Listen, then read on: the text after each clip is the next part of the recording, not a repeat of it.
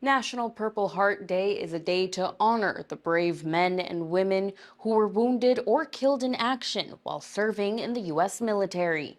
I'm Ruby Rivera, your neighborhood reporter, and here at Portrait of a Warrior Gallery, one local veteran is reflecting on what it's like to be a recipient. I was wounded in action by two Chi-Com grenades, and as I was being escorted off the hill from the combat, I was also shot in the arm, and I made it home today at 77 years old.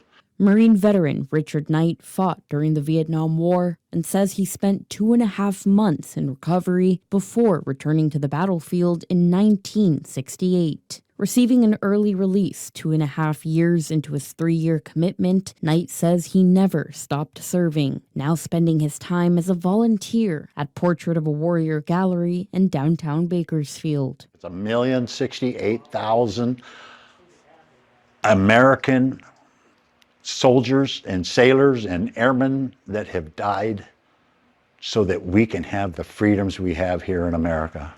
I think a lot of times we take advantage of that. Knight says the Purple Heart is the oldest U.S. military decoration still in use, established by George Washington in 1782. However, it was originally known as the Badge of Military Merit and was redesigned in 1932. Now known as the Purple Heart Medal, it's awarded to all branches of the military, including the Coast Guard, given to honor soldiers who were wounded or killed in combat. The Purple Heart Medal was first awarded in World War I, and now it's said that over 1.8 million Americans have received the award. Sergeant Knight telling me there isn't a day that goes by that he's not grateful to have survived and cherishes his time spent at the gallery teaching future generations about the importance of remembering the fallen. I am just thankful that I am able to come here to Portrait of a Warrior Gallery and honor those that never came home. I tell my story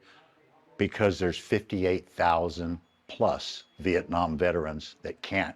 Each Purple Heart represents a story of bravery. August 7th, serving as a reminder to celebrate freedom and appreciate those who made the sacrifice for it.